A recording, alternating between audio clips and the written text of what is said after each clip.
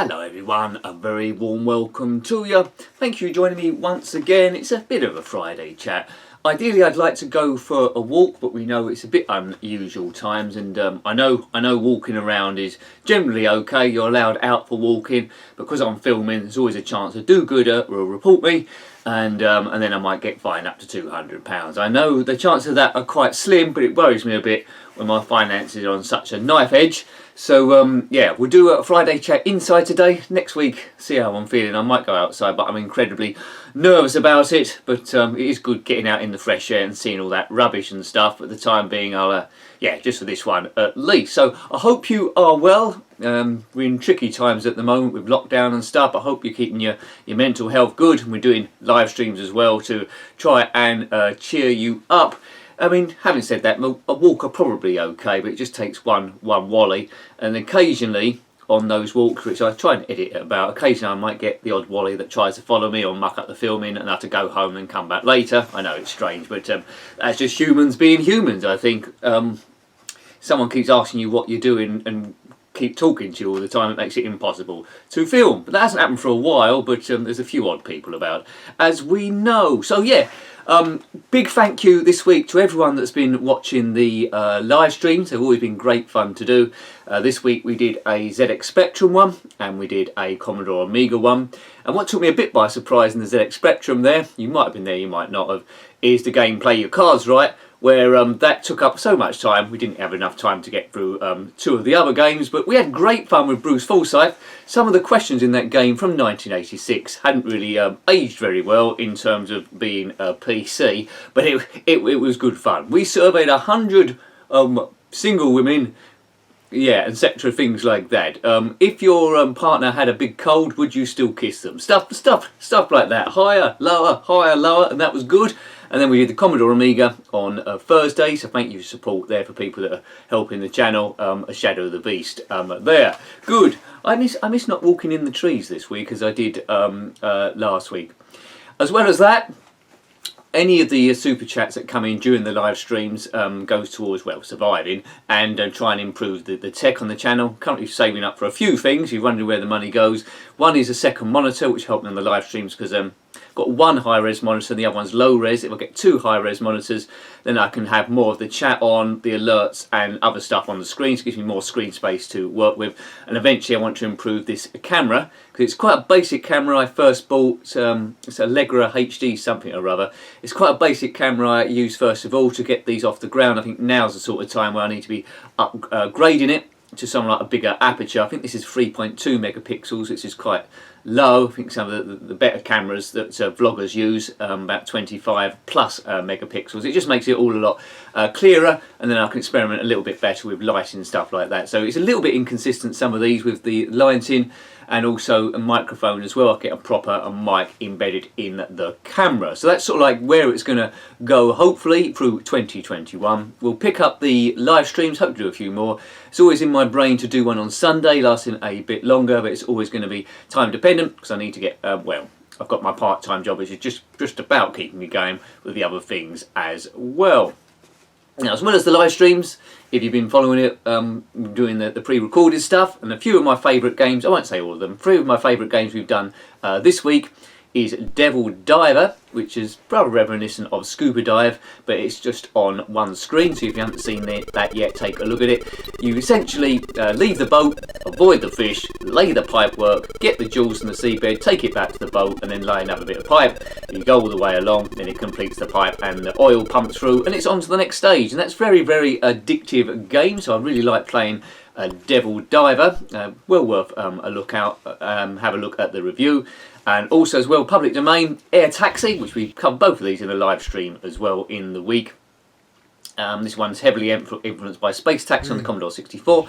One of my favourite Commodore 64 games, although I haven't played that many. It's all a bit of inertia. Picking up your fare, your taxi cab person, and taking them to their destination without crashing. There's lots and lots of inertia in that one. And what was really, really interesting this time is a homebrew called Maya Mare. What makes this one interesting is it's in the series of Sabre Wharf, which Maya Mare wasn't released back in the day. This is one was supposed to come out after Pentagram, but never really happened. Maybe it was a bit too late in the day for a commercial success. Been a few rumours how that game was supposed to be. and Arisa Luca Bordoni used those rumours to code what he thought the game would look like, and it's been really well done. The title screen looks very much like Ultimate, and the tunes as well. A lot of exploration in this. You control Saberman. Not sure if my mail would have been quite like this, but you know, it's what he envisaged it as being, and it was quite nice to see. Hopefully there might be some Sabermen games in the future, I don't know, but if they're rubbish, hopefully not. If they're good, then fantastic.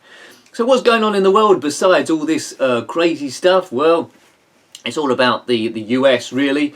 Donald Trump's finally stepped down. I thought there was going to be more problems, but he seems to have gone down quite quietly. And we now got Joe Biden in. Not sure if he's in any great hurry to do any trade deals with the UK, but what do I know?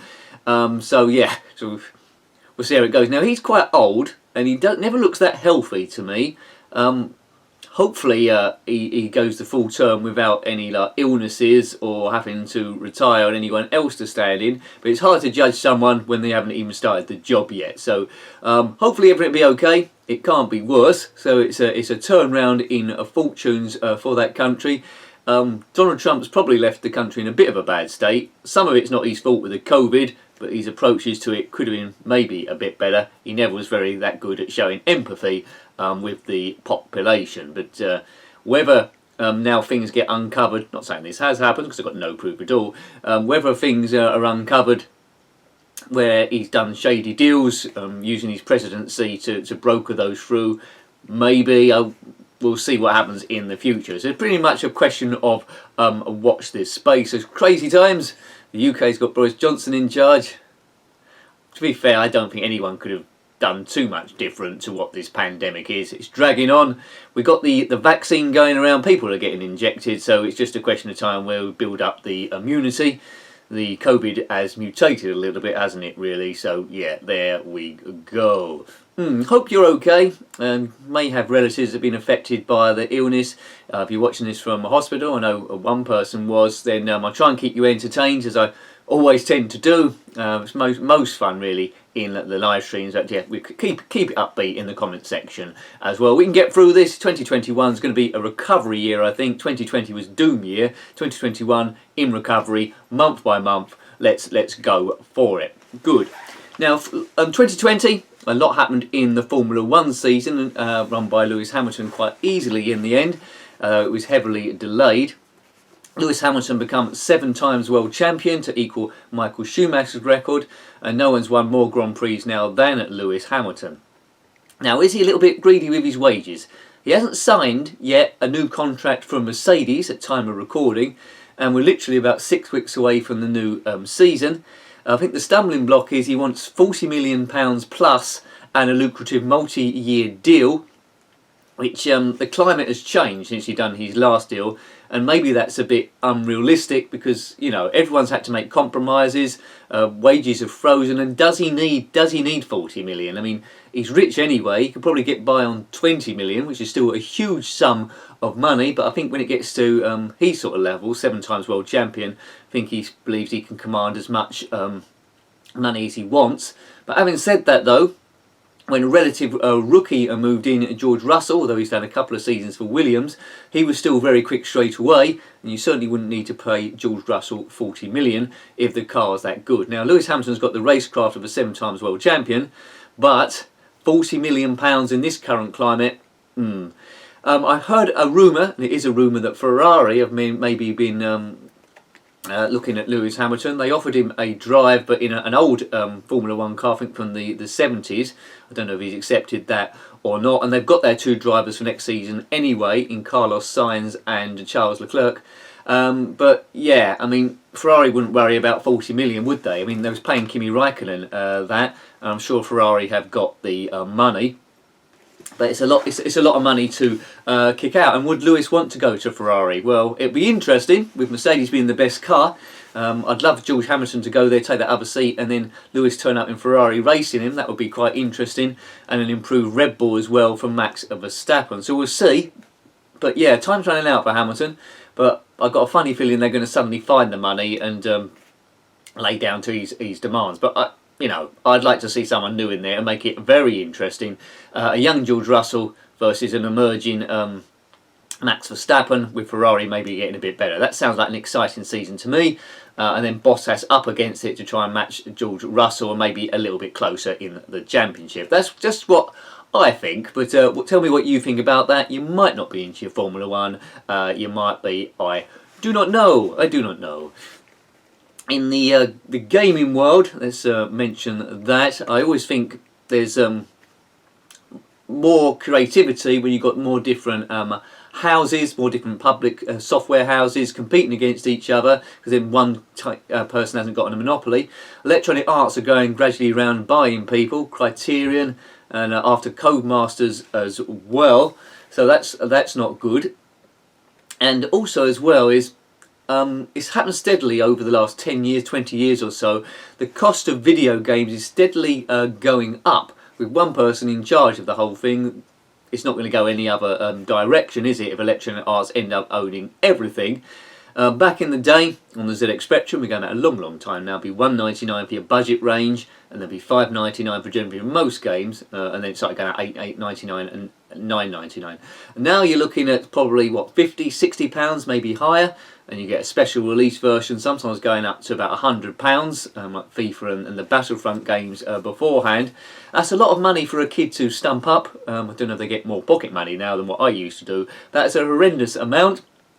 And I think as well is it's quite justified in one way, because these games now, like Cyberpunk 77, it's not like one person can make it in their bedroom. The amount of people needed to create these games is colossal. The musicians, the graphics, the playtesters, Cyberpunk 77, and everything. I don't think Cyberpunk 77 had any playtesters, but anyway, the amount of people coming together to make this game is huge. It's a bit like making a movie, I suppose. And they can't really afford a failure, so they need to get that there. And that's why I think retro gaming is always going to be super successful.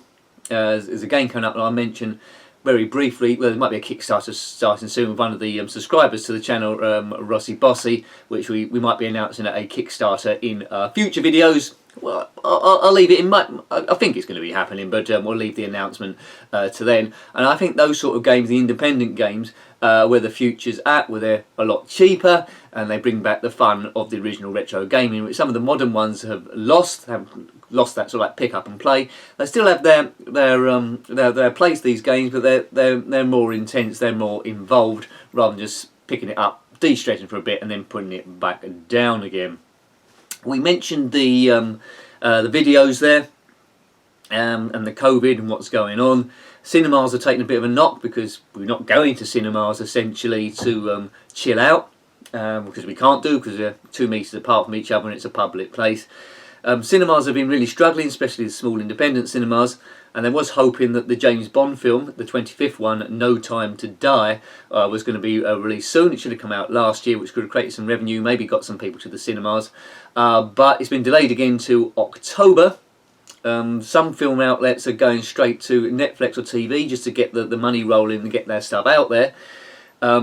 James Bond, I think, is tied to the cinemas in some way, so they want a release there. So it's been some time since the last James Bond film. I'm starting to get bored waiting for it now. No Time to Die, it's called, the 25th movie, presumably Daniel Craig's last outing as James Bond. Quite often getting mixed up with Craig David, similar name. Daniel Craig, Craig David, I don't know, I might have even said the name wrong again, but yeah, delayed until October. So yeah, there we go. So yeah, no, gaming too expensive, James Bond delayed, cinemas, COVID, it's all quite crazy. So I hope you're doing okay. If you can go for a walk, please do so. Haven't gone for one this week, but I'm going to have to go out next week. I can't keep doing these inside because I go absolutely crazy. So regardless, we think we might run the gauntlet next week. And any do-gooders out there see me pointing a camera, I might just jump in a bush. Or maybe I'll be camouflage or something. Quite often on my walks there'll be the Predator or the Terminator or someone or something else crazy, a UFO, maybe that can blitz them, or a dinosaur. Yes. So yes, that's enough of that. So I come to the shout-outs. Yes. So thank you for supporting the channel. Shout-outs in 2 seconds time.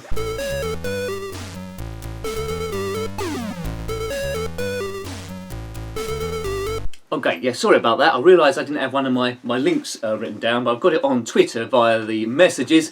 So if you're on the second tier of the members stuff and want something shouted out, just send me an internal message via YouTube or on Twitter, Jenkins7Nick. So this is the members bit. So if you want to support the channel, if you like what's going on and want to help it continue, because quite often it's on a bit of a knife edge to keep this rolling, it's a bit of a military operation, then click on the join button, look at the separate tiers there. It doesn't commit you straight away. When you click on join, you'd have to do a few other things as well. And it starts at just $1.99, which is dirt cheap, I think, for the amount of stuff I create. If you want to be on any of the other tiers there, support the channel as much as you can, then that'd be really, really greatly appreciated. So thank you very much. It's not compulsory by any means.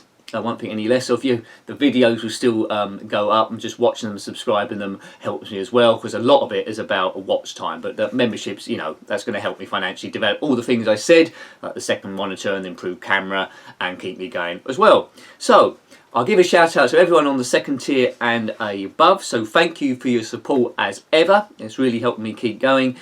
Big thanks this time to Stuart Laycock, Grey Hulk 2, thanks guys, Natty Nicky and Claire Johnson, thank you. James O'Grady, I know you do quite a few bits yourself as well. If you want me to shout out anything that you're doing, James, I'm free to do that. I know sometimes you're on Twitch as well. John Roby, Jeffrey Searby, thank you. Steve Norman, thanks guys. Lemmy Barnett. Steve Q, thanks Steve for all your help there and on the Ko-Fis you sent me on during the live streams, much appreciated. Phil Hill, Rossi Bossy, I've mentioned he's sort of like game outlet that he's currently working on, so we'll probably be shouting out a Kickstarter for that in the near future. Chono Baggy as well. I need to review, sorry go back in, I need to review Nifty Lifty 2 at some point when I get a spare point, Rossi, for you as well. It's a free game I think on Rossi's site. Big thanks as well to Chono Baggy, thank you as I said, James Holmes and Andrew Gibson. Thanks guys, much appreciated. And there's 5 of you on the top tier, and this is really helping, so thank you there. So big thanks to Martin, I know you recently upgraded to this tier, so huge thanks Martin. Hope everything's helping you stay happy as everyone here. Richard Mitten, thank you, I know you occasionally drop into live streams there, and Tom as well. Graham Vebke, thank you very much, my friend from Australia. Hope things are going well down under. And big thanks as well to Julie, who retweets quite a lot of the other stuff. In particular, also does big cabs of the live stream as they're going up. So thank you for that. Yeah, I mean that's appreciated if you've got time to do that. Thank you, and they're often quite funny as well. And yeah, I will shout out Julie's site as well, which had to go to Twitter. That's why there's a brief pause in the video. So Julie's site is the same as last week. Let's read this. It's myoldtoybox.weebly.com. That's myoldtoybox.weebly.com. Let's have a look as well. Yep, there's includes a website as well as a Brook Bond tea card page. Well, that sounds quite exciting. I remember the cards from various tea bits as well. The cigarette cards as well they did as well, but the Brook Bond tea as well is there, so take a look at that. Let's have a look. And also sweet packets and crisp packets, that's a good bit of retro. I remember the cereal toys as well. And yeah, there we go, so have a look at that, myoldtoybox.weebly.com. Now we've added, well, in development, Brook Bond tea cards, it might be there if you go up, and biscuit and cereal packets from yesteryear. So excellent stuff. Thank you for watching the videos as you have been doing. ZX Spectrum videos were going up on Saturday, a couple on Sunday as well, not Spectrum, that would be like different games, probably Amiga and something else. If you're a member on the channel, you have as a perk, you'll know what videos are going up there. You probably know better than me. Next Sunday as well, there'll be an updated video for the following week. Now, I've got a week off starting February. Hopefully if I get up to date there, I can finally take some days off. That'd be great, wouldn't it? That'd be great. Anyway, thanks again. Hope the videos are helping you and the live streams as well to ease your stress if you're suffering from that. If you're not suffering from that, well done you. What is your secret? But just trying to keep you happy and entertained. So till next time, take great care of yourself and are very fond. Goodbye. Goodbye. Goodbye, E. And Jenkin.